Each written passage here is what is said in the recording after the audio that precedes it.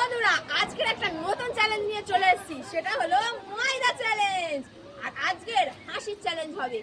সবার গালে এরকম জল থাকবে, যে হেসে দেবে আগে সে খাবে ময়দা। চলো আজকের চ্যালেঞ্জটা শুরু করা যাক। তো চলো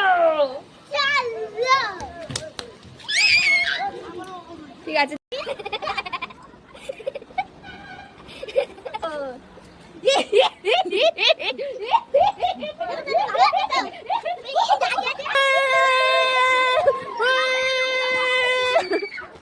শুরু হয়ে গেছে বন্ধুরা, মনীষা নেমে পড়েছে মাঠে আমাদের হাসানোর জন্য। তো দেখা যাক কার কার মুখে ময়দা লাগে।